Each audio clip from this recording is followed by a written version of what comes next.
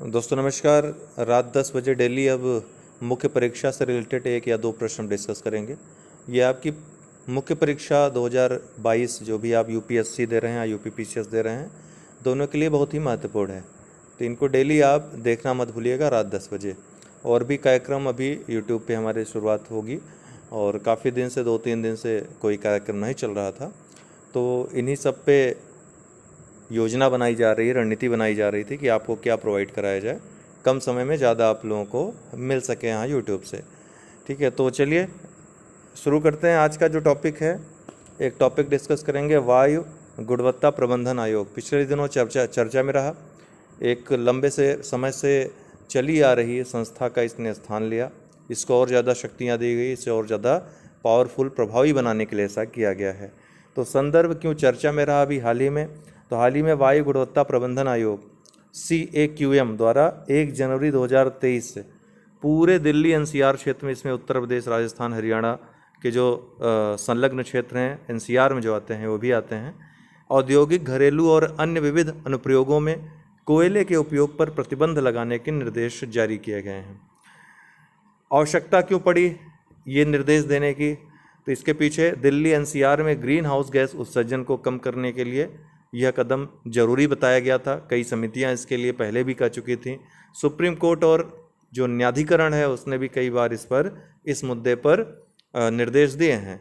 तो दिल्ली दुनिया के सबसे प्रदूषित राजधानी शहरों में से एक है। इसके लिए कई आप सूचकांक उठाकर देख सकते हैं। दिल्ली को सर्वाधिक प्रदूषित राजधानी शहर बताया गया है।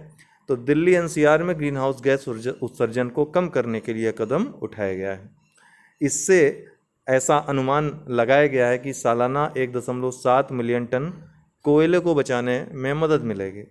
यह पार्टिकुलेटेड मैटर PM जो मैटर्स हैं, नाइट्रोजन ऑक्साइड्स, जो नाइट्रोजन के ऑक्साइड्स हैं, कार्बन डाइऑक्साइड और कार्बन मोनोऑक्साइड सहित प्रदूषकों को कम करने में भी सहायक होगा।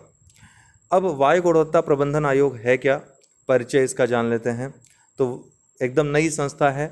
वायु गुणवत्ता प्रबंधन आयोग का गठन अक्टूबर 2020 में, ध्यान रखिएगा, राष्ट्रीय राजधानी क्षेत्र और इसके निकटवर्ती क्षेत्रों में वायु गुणवत्ता प्रबंधन हेतु आयोग अध्यादेश 2020 के तहत किया गया था। CAQM का गठन करने के लिए पूर्ववर्ती, इसके पहले जो संस्था थी, पर्यावरण प्रदूषण रोकथाम एवं नियंत्रण प्राधिकरण, environment pollution prevention and control authority, EPCA जिसको कहते थे, इसको भंग करके उसके स्थान पे इसका गठन किया गया है। तो वायु गुणवत्ता प्रबंधन आयोग एक सांविधिक प्राधिकरण होगा, विधि के द्वारा जिसका गठन किया गया है। आपको पता है कि 3 तरह के संगठन लगभग आपके एग्जाम में अक्सर पूछे जाते हैं। एक तो संवैधानिक संस्था या संवैधानिक निकाय, एक गैर संवैधानिक निकाय और एक विधिक या सांविधिक निकाय। तो संवैधानिक निकाय वो होते हैं जिनका की वर्णन संविधान के किसी अनुच्छेद के अंतर्गत होता है, जैसे आपका वित्त आयोग हो गया। गैर संवैधानिक आयोग जिनका संविधान से कोई मतलब नहीं होता, संविधान की शक्ति का प्रयोग करके जिसका गठन नहीं होता या संविधान में कहीं भी उसका वर्णन नहीं होता, वो सभी संस्थाएं गैर संवैधानिक होंगी। इसका मतलब सांविधिक संस्थाएं भी गैर संवैधानिक ही होती हैं क्योंकि संविधान में उनका वर्णन नहीं होता है। तो अगर किसी हम सांविधिक निकाय की बात करते हैं तो निश्चित रूप से वो गैर संवैधानिक भी है, क्योंकि संविधान के इतर उसका गठन किया गया है विधि के द्वारा। विधि निर्माण कई प्रकार से होता है, लेकिन जो सर्वमान्य तरीका है, सर्वाधिक जो अपनाया जाता है, वो हमारी विधायिका के द्वारा जो कानून बनाए जाते हैं उनको हम सांविधिक के रूप में जानते हैं। लेकिन ऐसा नहीं है कि केवल जो हमारी संसद या विधानमंडल से जिन संस्थाओं का गठन होता है वही सांविधिक संस्थाएं होती हैं। कभी कभी न्यायालय भी अपनी शक्तियों का प्रयोग करके कुछ संस्थाओं का गठन कर देता है, जिसे हम सांविधिक कह सकते हैं या कानूनी कह सकते हैं। इसी तरह गैर संवैधानिक निकायों में और भी निकाय आ जाएंगे सांविधिक के अलावा भी, जैसे योजना आयोग, इसके पहले था नीति आयोग।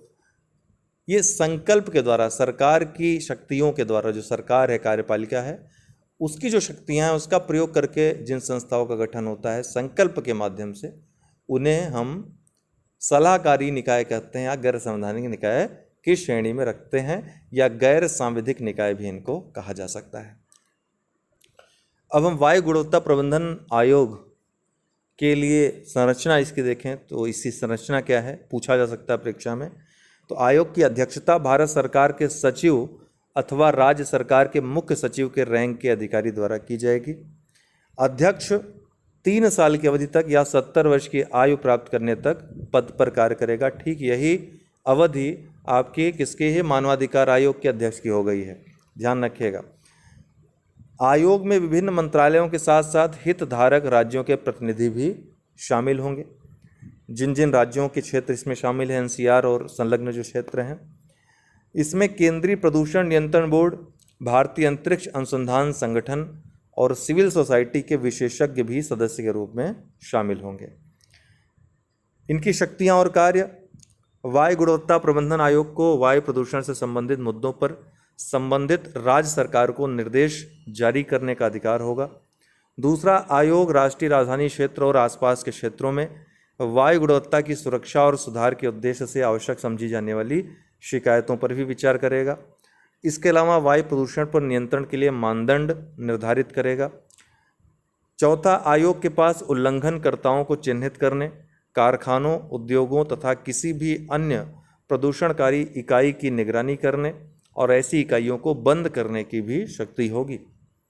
पांचवा, आयोग के पास एनसीआर और आसपास के क्षेत्रों में प्रदूषण मानदंडों का संभावित उल्लंघन करने वाले राज्य सरकारों द्वारा जारी किए गए निर्देशों को रद्द करने का भी अधिकार होगा।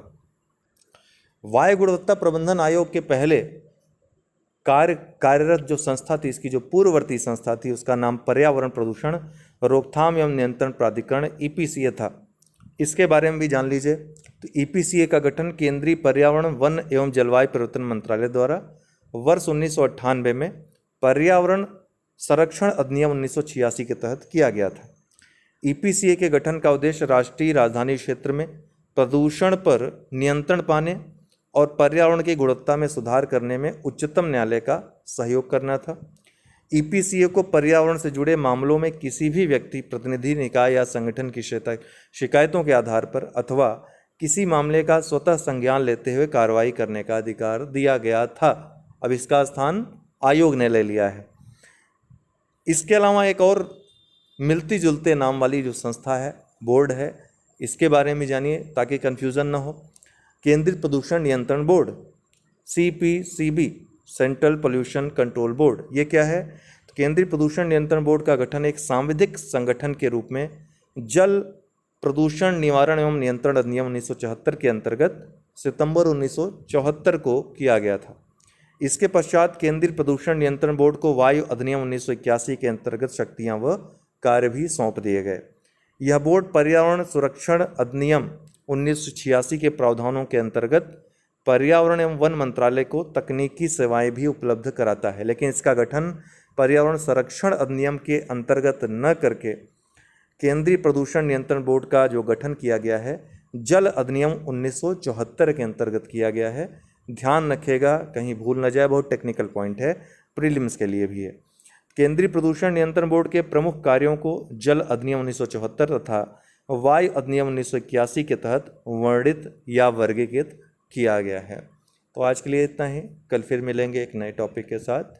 डेली देखना ना भूलें, रात 10 बजे ये जो इम्पोर्टेंट टॉपिक्स हैं, संभावित हैं, अति संभावित हैं, ये पेपर 3 में आपका ये प्रश्न आएगा।